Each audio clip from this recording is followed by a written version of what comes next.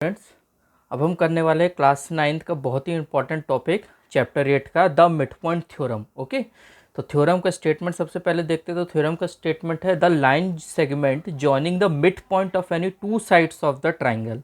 मतलब एक line segment है ना, जो ट्राइंगल की किसी भी दो साइड को ज्वाइन करता है। ठीक है, is parallel to the third side, और ये लाइन जो है वो थर्ड साइड के पैरेलल है and equal to half of it, और BC जो है मतलब D जो है वो हाफ ऑफ BC है। ठीक है, ये हमको प्रूफ करना है। ओके, तो पहली चीज़ इस थ्योरम का कंसेप्ट इसी डायग्राम से समझ में आ जाएगा कि एक ट्राइंगल दिया हुआ है और अगर कोई भी दो साइड, जैसे ये D और E पॉइंट कट हो रहे हैं ना, ये एक लाइन बन गया DE है ना, तो ये जो DE है ये BC के पैरेलल है, ये प्रूफ करना है फर्स्ट। और दूसरा, जैसा कि यहाँ पे लिखा है equal to half of it, तो DE जो है वो BC का हाफ है। ओके, तो ये दो चीज़ें हमें इसमें प्रूफ करनी है। क्लियर? तो सबसे पहले अपन गिवन लिख लेते हैं। गिवन हमारे पास क्या क्या है?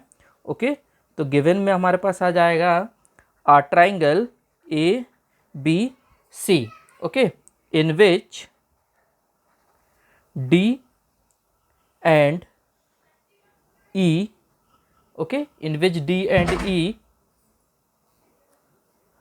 are the midpoints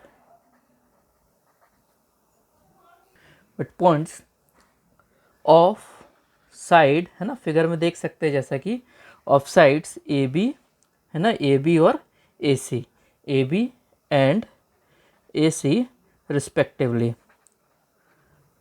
ओके, फिर उसके बाद देखो जो DE है ना, DE इसको हम ज्वाइन कर देते हैं। ठीक है, DE इज ज्वाइंट। ओके, हमने फिगर पहले से ही ज्वाइन कर दिया, पर अपन दो पॉइंट लेके इसको ज्वाइन कर देंगे। अब जब ज्वाइन करेंगे तो एक ये लाइन बन जाएगी जो कि BC के पैरेलल है। तो यहाँ पे अपन टू प्रूव में लिखते हैं, to prove okay DE is parallel to BC। पहली चीज़ तो हमें ये प्रूफ करना है कि DE जो है वो BC के पैरेलल है। सेकंड, इसी में हमें प्रूफ करना है and DE is equals to half of BC। Okay, DE is equals to half of BC। तो थोड़ा सा कंस्ट्रक्शन करते हैं इसमें। फिगर में मैंने ऑलरेडी कर दिया है इसमें। ठीक है, फिगर में आपको बता देते हैं कि क्या लिखना है इसमें, है ना। प्रोड्यूस्ड है ना, थोड़ा सा हम E को आगे F तक प्रोड्यूस करेंगे और C को भी F तक प्रोड्यूस करेंगे और दोनों को ज्वाइन करेंगे। Produce the line segment DE okay to F है ना, DE को F तक लेके आना है। ठीक है, such that DE is equals to EF and join CF, okay, या FC है ना, इनको ज्वाइन कर देंगे। अब देखो प्रूफ में अपने पास दो ट्राइंगल बन रहे हैं। कौन कौन से? एक ट्राइंगल आ रहा है AED और दूसरा ट्राइंगल आ रहा है अपने पास CEF। मतलब ये दोनों ट्राइंगल अपन को प्रूफ लेना है। ये इस सबसे पहले अपन कॉन्ग्रुएंट प्रूफ कर देते, तो इससे हमको कुछ CPCT से रिजल्ट मिलेगा। ठीक है, तो प्रूफ में अपन लिखते हैं in triangles, okay, in triangle AED and triangle CEF, okay, we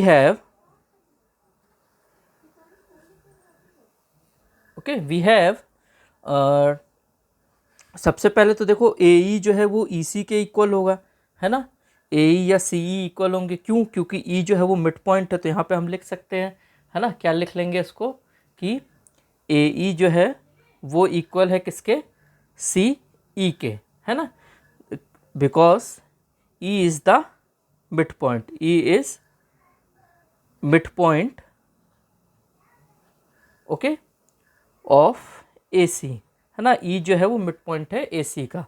दूसरा एंगल AED है ना, एंगल AED, ये एंगल और ये एंगल है ना, vertically opposite angle is equals to angle CEF, angle CEF। तो ये हो जाएगा हमारे पास वर्टिकली ऑपोजिट एंगल। ओके, तो ये हो गया हमारे पास वर्टिकली ऑपोजिट एंगल। ठीक है, तो इसको अपन नेक्स्ट पेज में देखते हैं आगे। फिर उसके बाद अपने पास है D E is equals to E F, है ना। तो अपने पास है यहाँ पे D E is equals to E F. Okay, ये क्यों है? By construction. ओके,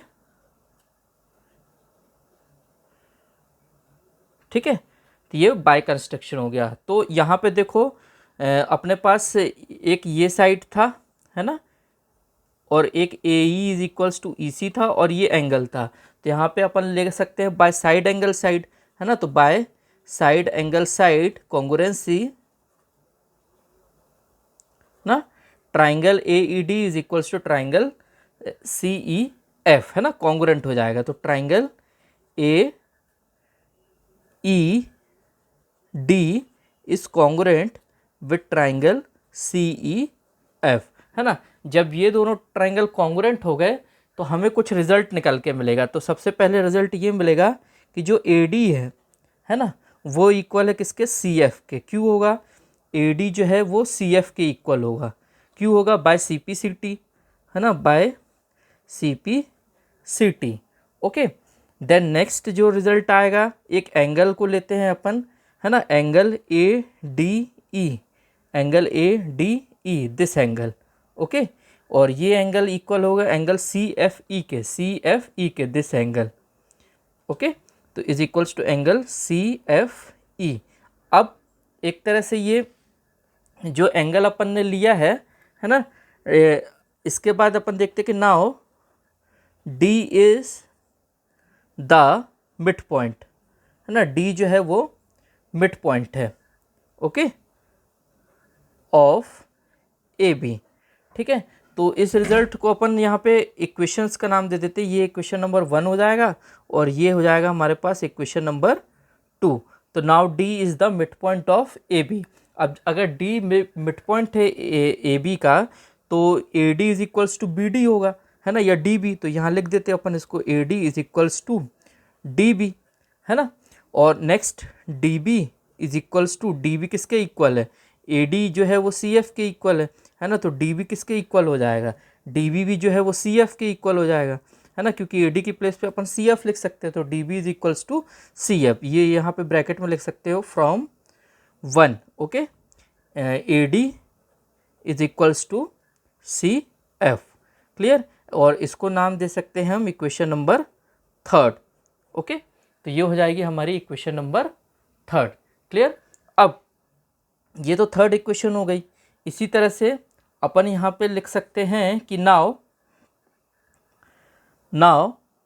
है ना, डी एफ। अब इस डी एफ जो है ना, ये इंटरसेक्ट कर रहा है क्या? ए डी को भी और एफ सी को भी, है ना, at D and F respectively.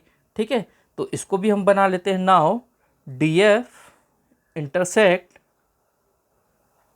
Okay, A D, है ना, A D and F C at D and F respectively.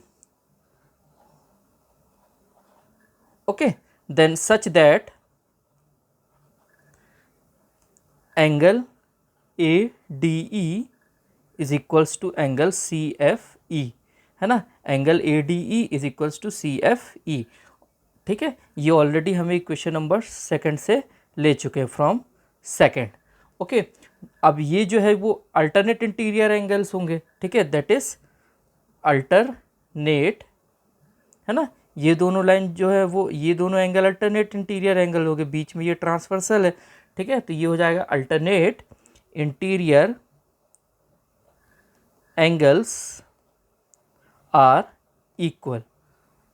Okay, तो अल्टरनेट इंटीरियर एंगल्स अगर इक्वल है तो देयरफॉर जो ए डी है वो सी एफ के पैरेलल हो जाएगी, है ना, पैरेलल टू एफ सी, क्योंकि अल्टरनेट इंटीरियर एंगल इक्वल है। इसी तरह से इसमें सेकंड रिजल्ट जो मिलेगा, अगर ए डी एफ सी के पैरेलल है, तो यहाँ पे डी बी सी एफ के इक्वल लिखा हुआ था आपने, तो डी बी भी जो है वो सी एफ के पैरेलल हो जाएगी या एफ सी के पैरेलल हो जाएगी, एक ही बात है ना, एफ सी।